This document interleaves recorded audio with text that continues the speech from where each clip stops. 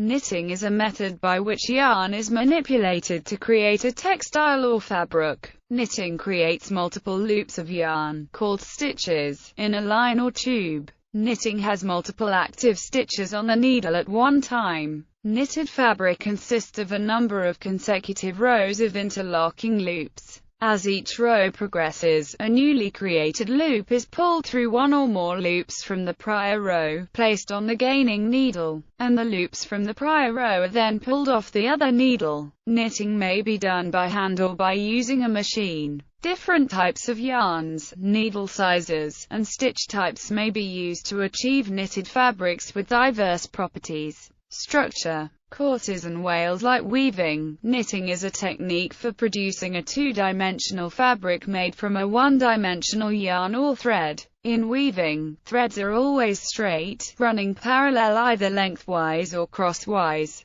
By contrast, the yarn in knitted fabrics follows a meandering path, forming symmetric loops symmetrically above and below the mean path of the yarn. These meandering loops can be easily stretched in different directions, giving knit fabrics much more elasticity than woven fabrics. Depending on the yarn and knitting pattern, knitted garments can stretch as much as 500%. For this reason, knitting was initially developed for garments that must be elastic or stretch in response to the wearer's motions, such as socks and hosiery. For comparison, woven garments stretch mainly along one or other of a related pair of directions that lie roughly diagonally between the warp and the weft, while contracting in the other direction of the pair, and are not very elastic, unless they are woven from stretchable materials such as spandex. Knitted garments are often more form-fitting than woven garments, since their elasticity allows them to contour to the body's outline more closely. By contrast,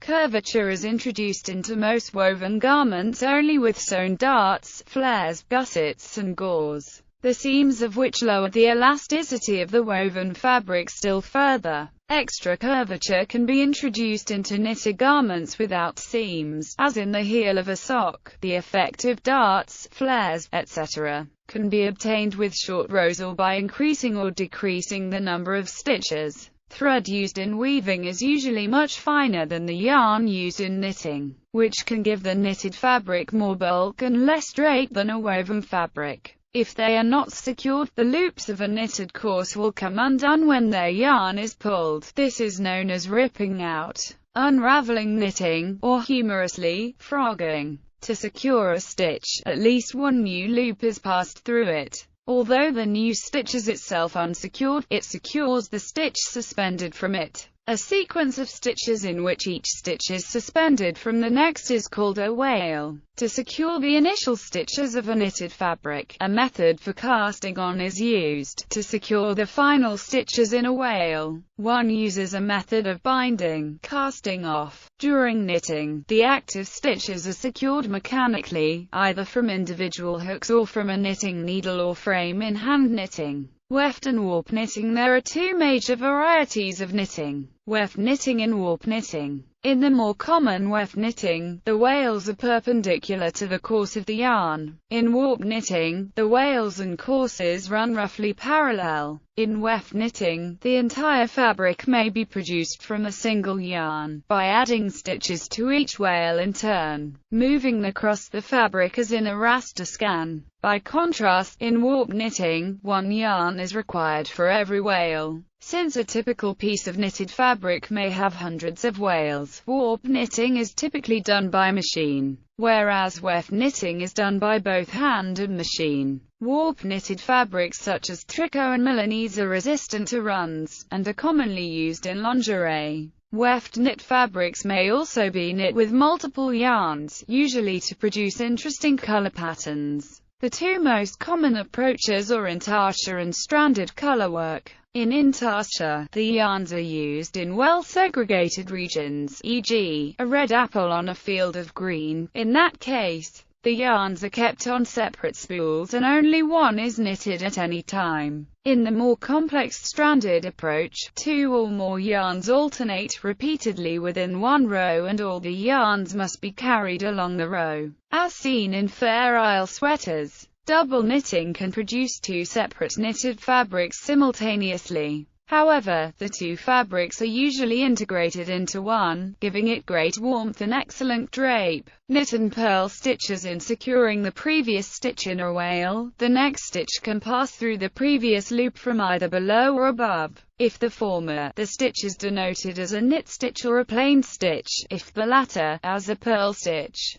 The two stitches are related in that a knit stitch seen from one side of the fabric appears as a purl stitch on the other side. The two types of stitches have a different visual effect. The knit stitches look like V's stacked vertically, whereas the purl stitches look like a wavy horizontal line across the fabric. Patterns and pictures can be created in knitted fabrics by using knit and purl stitches as pixels. However, such pixels are usually rectangular, rather than square, depending on the gauge tension of the knitting. Individual stitches, or rows of stitches, may be made taller by drawing more yarn into the new loop, which is the basis for uneven knitting. A row of tall stitches may alternate with one or more rows of short stitches for an interesting visual effect. Short and tall stitches may also alternate within a row, forming a fish-like oval pattern. In the simplest knitted fabrics, all the stitches are knit or purl. This is known as a garter stitch. Alternating rows of knit stitches and purl stitches produce what is known as a stockinette pattern, stocking stitch. Vertical stripes are possible by having alternating wales of knit and purl stitches.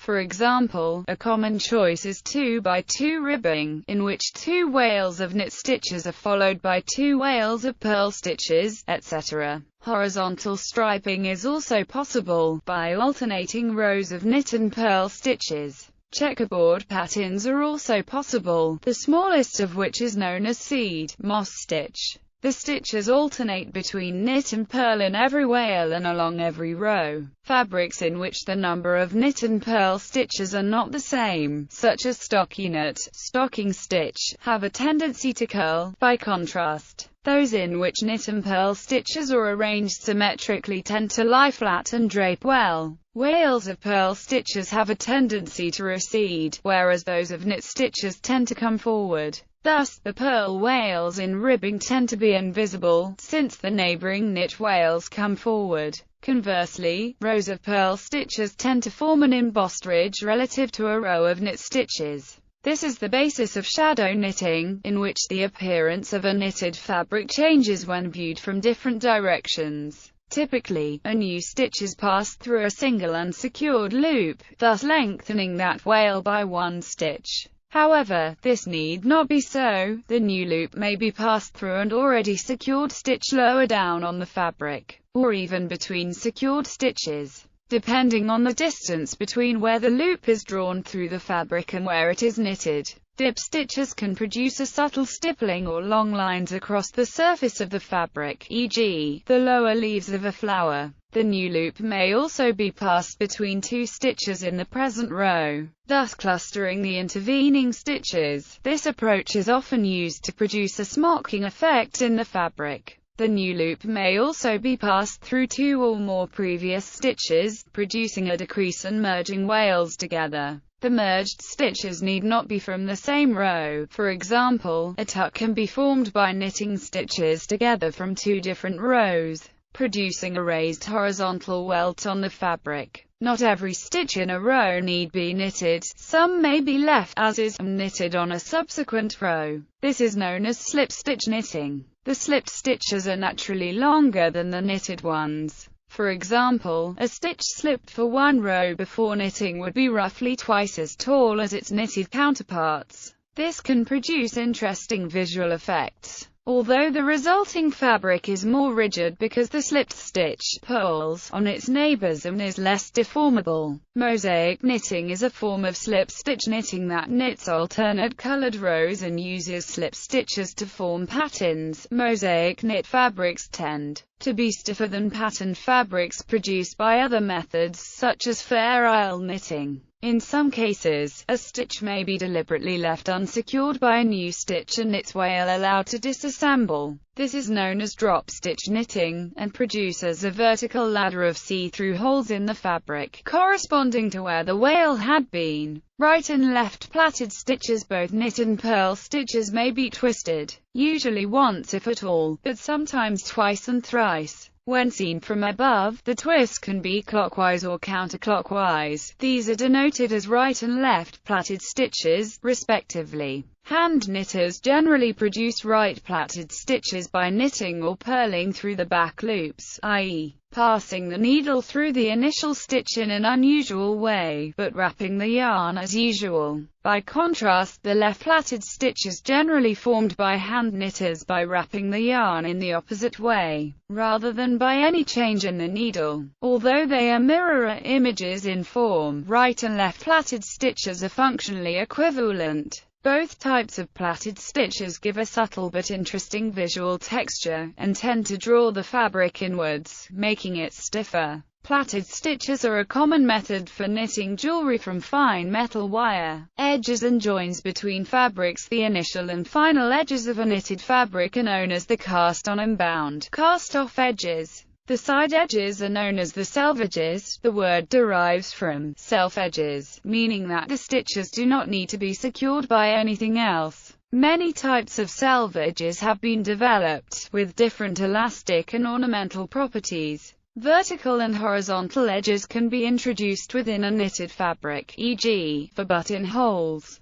by binding, casting off and recasting on again, or by knitting the fabrics on either side of a vertical edge separately. Two knitted fabrics can be joined by embroidery-based grafting methods, most commonly the Kitchener stitch. New wales can be begun from any of the edges of a knitted fabric. This is known as picking up stitches and is the basis for entrelac, in which the wales run perpendicular to one another in a checkerboard pattern. Cables, increases, and lace. Ordinarily, stitches are knitted in the same order in every row, and the wales of the fabric run parallel and vertically along the fabric. However, this need not be so, since the order in which stitches are knitted may be permuted so that wales cross over one another, forming a cable pattern. Cables patterns tend to draw the fabric together, making it denser and less elastic. Aran sweaters are a common form of knitted cabling. Arbitrarily complex braid patterns can be done in cable knitting, with the proviso that the wales must move ever upwards. It is generally impossible for a wale to move up and then down the fabric. Knitters have developed methods for giving the illusion of a circular wale, such as appear in Celtic knots, but these are inexact approximations. However, such circular wales are possible using Swiss darning, a form of embroidery, or by knitting a tube separately and attaching it to the knitted fabric. A wale can split into two or more wales using increases, most commonly involving a yarn over. Depending on how the increase is done, there is often a hole in the fabric at the point of the increase. This is used to great effect in lace knitting, which consists of making patterns and pictures using such holes, rather than with the stitches themselves. The large and many holes in lacy knitting makes it extremely elastic. For example, some Shetland wedding ring shawls are so fine that they may be drawn through a wedding ring. By combining increases and decreases, it is possible to make the direction of a wale slant away from vertical, even in weft knitting. This is the basis for bias knitting, and can be used for visual effect, similar to the direction of a brush stroke in oil painting. Ornamentations and additions. Various point-like ornaments may be added to knitting for their look or to improve the wear of the fabric. Examples include various types of baubles, sequins and beads. Long loops can also be drawn out and secured, forming a shaggy texture to the fabric. This is known as loop knitting. Additional patterns can be made on the surface of the knitted fabric using embroidery. If the embroidery resembles knitting, it is often called Swiss darning. Various closures for the garments, such as frogs and buttons, can be added. Usually buttonholes are knitted into the garment, rather than cut.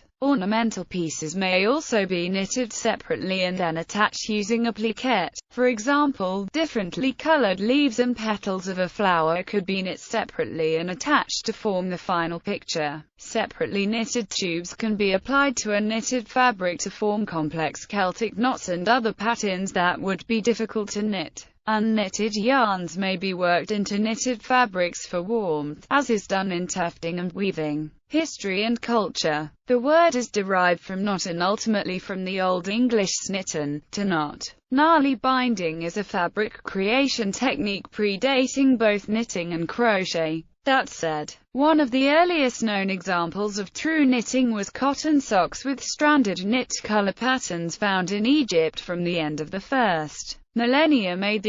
Originally a male-only occupation, the first knitting trade guild was started in Paris in 1527. With the invention of the knitting machine, knitting by hand became a craft used by country people with easy access to fiber. Similar to quilting, spinning, and needlepoint, hand knitting became a leisure activity for the wealthy.